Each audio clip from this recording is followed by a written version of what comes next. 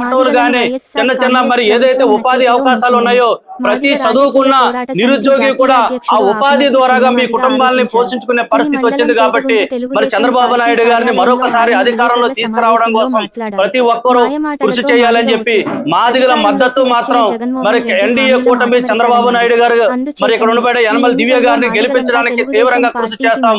వైసీపీకి మాత్రం మాదిగల ఓట్లు అడిగే హక్కు లేదని చెప్పి సందర్భంగా తెలియజేస్తాం.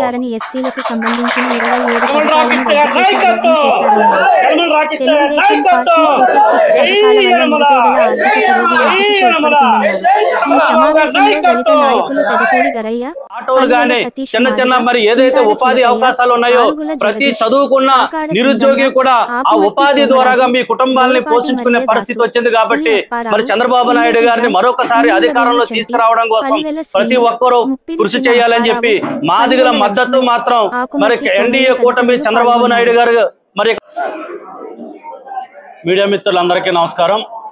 నా పేరు ఆకుమర్తి చిన్నమాదిగా. ఈరోజు తుని నియోజకవర్గానికి రావడానికి గల కారణాలు అనేక విషయాలు మీ ముందుకు తీసుకురావడం జరుగుతూ ఉంది. ఆంధ్రప్రదేశ్లో వైఎస్ఆర్ ప్రభుత్వం ఏర్పడిన తర్వాత మాదిగలకు తీవ్ర అన్యాయం జరిగింది. మాదిగలకు రావాల్సిన హక్కులు ఏదైతే ఉన్నాయో వైఎస్ఆర్సీపీ ఏర్పడిన తర్వాత నిరంతరం నిలువెత్తున 5 ఏళ్ళు మాదిగలు మోసగించబడ్డారు. అదే రకంగా ఆంధ్రప్రదేశ్లో అత్యధిక స్థాయిలో వైఎస్ఆర్ ప్రభుత్వం ఏర్పడిన నాటి నుండి నేటి వరకు దళితులపైన నిరంతరం దాడులు జరుగుతూనే ఉన్నాయి.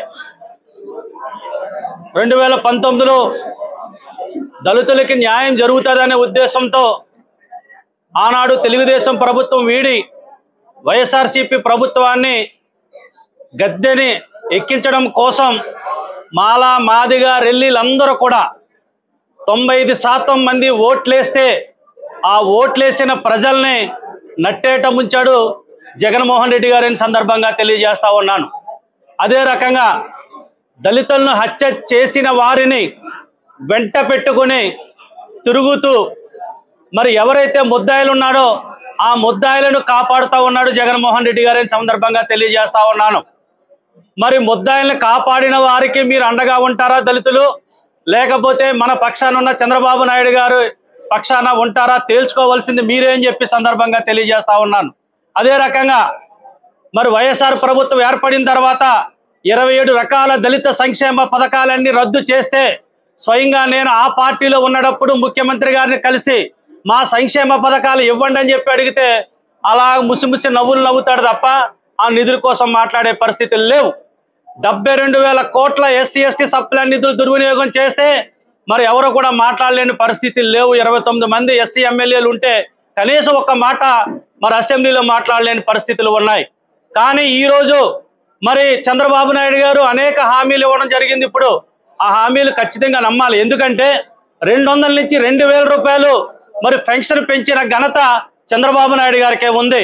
మరి ఇప్పుడు మరి చంద్రబాబు నాయుడు గారు వస్తే 4,000 రూపాయలు పెన్షన్ చేస్తానన్నారు. ఖచ్చితంగా నమ్మాల్సిందే.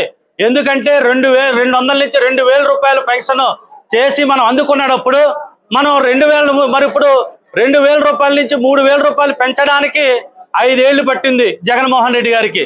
కానీ 200 నుంచి 2,000 రూపాయలు మరి ఆటోలు కానీ చిన్న చిన్న మరి ఏదైతే ఉపాధి అవకాశాలు ఉన్నాయో ప్రతి చదువుకున్న నిరుద్యోగి కూడా ఆ ఉపాధి ద్వారాగా మీ కుటుంబాలని పోషించుకునే పరిస్థితి వచ్చింది కాబట్టి మరి చంద్రబాబు నాయుడు గారిని మరొకసారి అధికారంలో తీసుకురావడం కోసం ప్రతి ఒక్కరూ కృషి చేయాలని చెప్పి మాదిగల మద్దతు మాత్రం మరి ఎన్డీఏ కూటమి చంద్రబాబు నాయుడు గారు మరి ఇక్కడ ఉండబడే యనమల దివ్య గారిని గెలిపించడానికి తీవ్రంగా కృషి చేస్తాం.